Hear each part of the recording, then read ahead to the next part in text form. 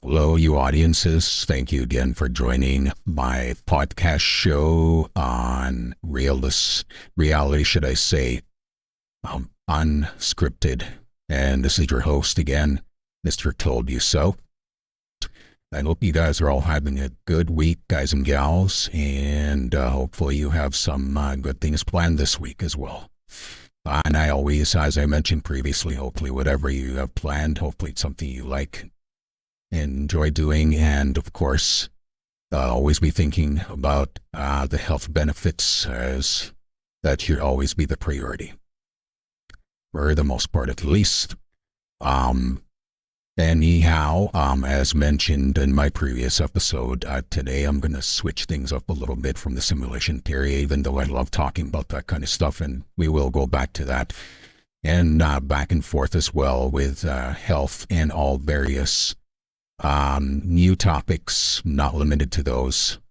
But this episode here will be about how does the average person, or the person that does not know a lot about fitness, or has the average knowledge about fitness, and they want to start their fitness journey, which is very important. Especially as you age, it's even more important than as you are younger, although it always is important. The reason why that is because there is scientific evidence to prove that your cells don't generate as quick as they do when you're younger. So obviously there is a lot of evidence to show that your body doesn't heal itself as well as it does when it's younger. So you have to really be even more optimally healthy as you grow in age. But it doesn't have to be anything complicated to start with. I'll give you tips and tricks, or even if you want a program to start with. So for anyone that wants to get into this, whether you know the average or below average, you probably heard about it, but in case you haven't, I would say HIIT training, which stands for high intensity interval training. And I'll explain what that is. You can easily start a program in a small space that you have. The bigger space you have, the better, because of course you can do more exercises, but it can be done anywhere, even in a small to medium sized room, as long as you're able to move within 5 feet across, side to side. I would say that's good enough to do a decent workout. Of course, the bigger space, the better. Now, what HIIT training is, and it's technically, if you ask me, it's the same thing as similar to circuit or tablet training, if you've heard of those. But what it technically is you have a timed interval that you will do all your physical activity in. So what that technically means is, for example, there's many ways to program it, but you go all out, meaning you do everything you can in a short amount of time, and then you have a rest period after that. So let's go with what most people normally talk about, which is 30 seconds on and maybe 10 seconds off. Or if you want to increase that, you can modify that to whatever you want.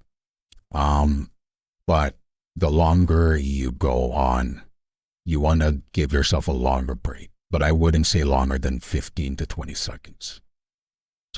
So even better, then we can do 20 seconds on, 10 seconds off. For someone starting, I would say that's a sufficient amount to go with.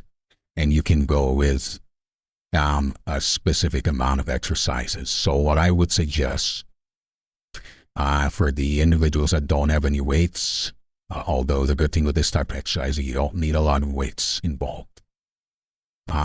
You can use body weight exercises. And the way you're going to do that is you're going to go, you can easily Google search body weight exercises. There's so many websites that give you free body weight exercise, and it will even provide you how to do them. So what I would suggest is select, if you're just starting, select at least 3 bodyweight exercises that targets each body.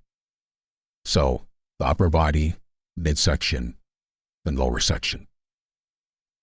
And so technically that would equate to, if you're looking at it, breaking it down to the body parts, 3 for each, and that'll be 9 exercises in total. That's a good start. So let's say you have 9 exercises targeting 3 each on the upper body, the lower body, or the midsection and the lower body. Now, in each of those exercises, you would go 20 seconds on and then 10 seconds break. So let's say, for example, I'm going to use one example for each. You're going to use for the upper body, for example. Let's just go, whether it's upper body or not, jumping jacks, static on the run. So you're technically running with your knees touching your hands. And you are going to do you're going to add the element of running within the short distance. Or if you can't run, then what you're going to do is burpees. So what burpees is, that really is the most effective exercises to actually go with are the one single motions that literally target everything. So what that is a burpee is technically you jump up. Once you land, you spread your legs outside so that your chest touches the ground.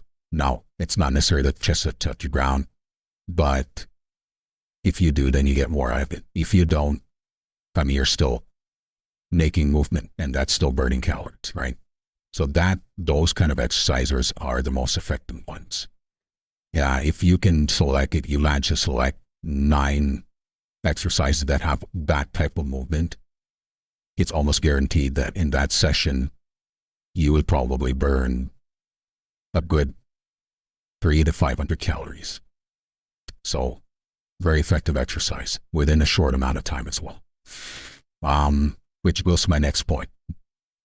If you want to maximize on your HIIT trainings, you should keep it to at least 30 minutes.